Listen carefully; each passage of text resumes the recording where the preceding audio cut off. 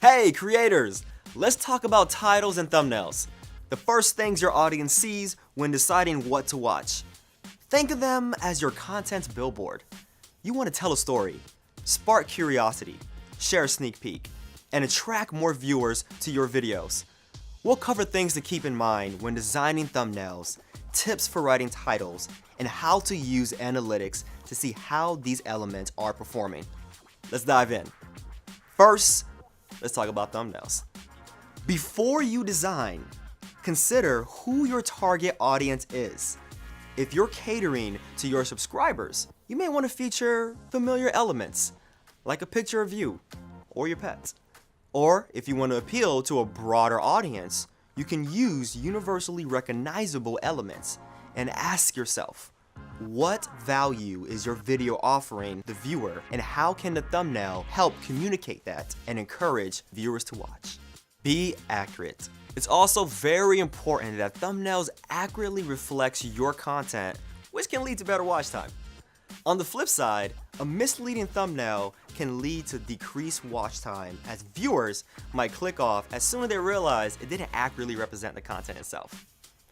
Go for the emotional impact. Think about how you can express a story or an emotion in your thumbnail. For example, include a moment of peak discovery, conflict, or excitement to hook your viewers. Take pictures during your shoot of faces or relevant props so you have several options to include when creating your thumbnail. And finally, familiarize yourself with our thumbnails policy in the Help Center to make sure yours doesn't violate our community guidelines. Now that you're done planning, here are some design tips to help you bring your idea to life. Make the design pop, even on small screens. A lot of viewers are on mobile devices, so make sure the thumbnail still looks good and readable shrunk down. We recommend 1280 by 720 pixels, which is a 16:9 ratio, and saving it as a JPEG, GIF, BPM, or PNG. Use the rule of thirds. The rule of thirds is a guideline used in visual design.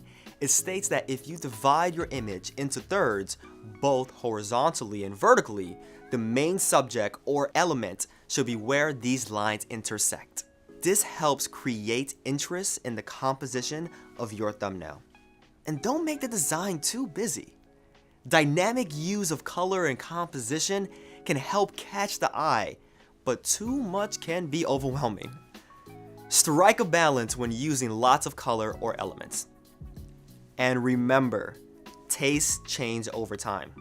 Don't be afraid to experiment with new thumbnail designs and even update old ones that haven't performed well to increase your video's appeal to new viewers.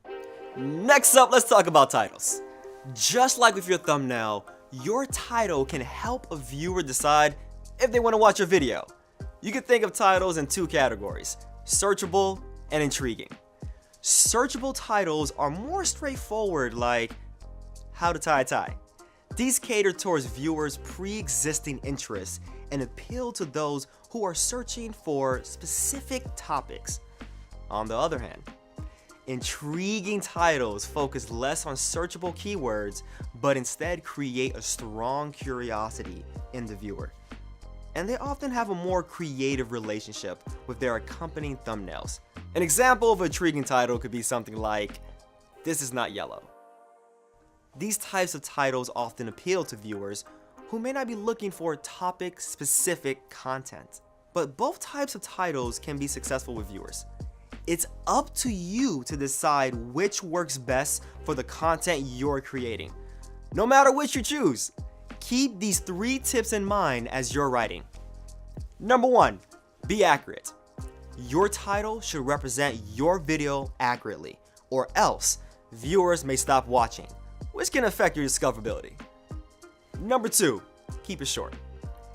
Viewers may only see part of your title, so put the most important words at the beginning. Say things like branding and episode numbers for the end. And number 3, limit the use of all caps and emojis. These can be really great elements, but use them sparingly to highlight important parts of your title. Okay, now that you know the general best practices for thumbnails and titles, let's walk through how you can use analytics to see how yours are performing and to find inspiration. When evaluating the effectiveness of your titles and thumbnails, click-through rates and watch time in the first 24 hours after uploading can help give you an indication of how a video's doing.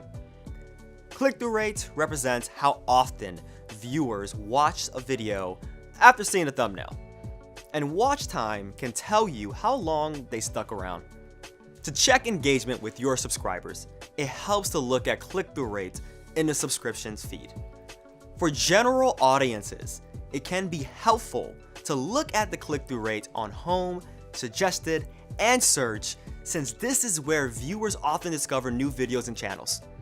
Also, keep in mind that as reach increases, it's possible that click-through rate will decrease since a more casual audience is potentially less likely to click on your video relative to your core fan base. What's most important though is to look at the overall performance of your video. So not just click-through rates, but also things like audience retention and overall watch time. If you have a high click-through rate but low watch time and retention, it can mean your title and thumbnails initially track viewers, but that attraction isn't kept up with the actual video content.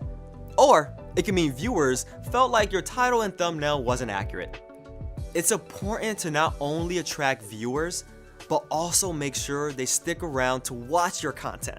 And finally, if you're looking for inspiration, check out the Audience tab in Studio Analytics.